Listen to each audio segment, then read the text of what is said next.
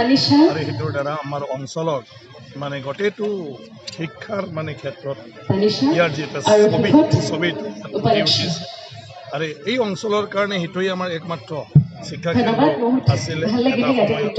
ইয়াৰ পিছতহে লাহে লাহে বিভিন্ন ঠাইত প্ৰাইমাৰী বিদ্যালয়বিলাক হৈছে। গতিকে সেইটোৰ দ্বাৰাই আমাৰ বিভিন্ন লোকসকলৰ ব্যক্তিগত জীৱনৰ লগতে সমাজ জীৱনতো চব ইয়াৰ মূলতে সেইটোৱেই আছে নিজৰ গাঁও।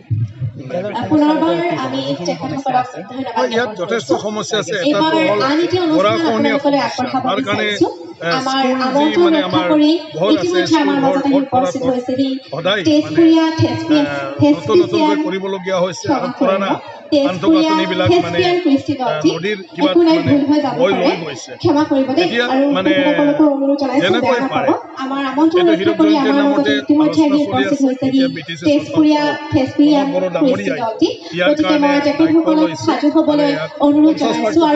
আপোনালোকক জনাব বিচাৰিছো বহু প্ৰতিভাৱান যুৱক যুৱতীসকলে এই কৃষ্টি দলটিত বিভিন্ন আমাৰ আচলতে অসমৰে নহয় বাহিৰৰ বিভিন্ন ৰাজ্যৰ তেওঁলোকে বিধায়ক ডাঙৰীয়াও লাগি আছে আৰু অলৰেডি ইয়াত এটা আমাৰ হাতৰ দলঙৰ মানে ব্যৱস্থা কৰা হৈছিলে, সম্পূৰ্ণ হৈছিল, আকৌ বানপানীত উঠাই লৈ গ'ল।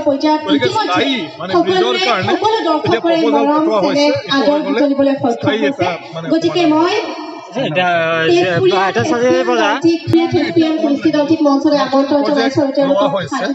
আৰু আমাৰ মানে কি কয়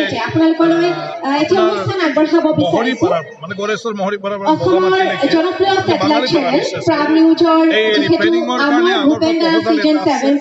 এই প্ৰপ'জালটো হোৱাৰ লগে লগে সেই কামটো আৰম্ভ হৈ যাব আৰু নতুন কনষ্ট্ৰাকশ্যনৰ কাৰণে অলৰেডি ব্যৱস্থা লৈ আছে। আকৌ মানে বহল কৰিব ৰাস্তাটো, এইটো কামো আৰম্ভ হৈছে। কিন্তু আমাৰ এইখিনি জেগা খুবেই মানে বেয়া হৈছে। যিহেতু বালু পাথৰ এই জেগাৰ পৰা লৈ যোৱা হয়, তাৰ কাৰণে জহি পহি ৰাস্তাটো মানে সোনকালে বেয়া হয়। এটা প্ৰচেছ চলিছে আৰু মুখ্যমন্ত্ৰী ডাঙৰীয়াকো মই অৱগত কৰিছোঁ। মই ভাবোঁ কম দিনৰ ভিতৰত এইটো হৈ যাব। সেইটোৰ ওপৰত চৰকাৰে এতিয়া ব্যৱস্থা লৈ আছে। এতিয়া টেট শিক্ষকবিলাক টেট যিবিলাক পাছ কৰিছে তেওঁলোকৰ দিয়াৰ কাৰণে যোজনা চলি আছে। মাত্ৰ আপোনাৰ মানে কিছুমান পষ্টবিলাকৰ SIOৰ এপ্ৰুভেলৰ কাৰণে পঠাইছে। মই ভাবোঁ এইখিনি মানে নতুন যিটো এপইণ্টমেণ্ট হ'ব টেট মানে শিক্ষকৰ, এইটো হৈ গ'লে মই ভাবোঁ সেইবিলাক বহুতখিনি পূৰণ হৈ যাব। Thank U.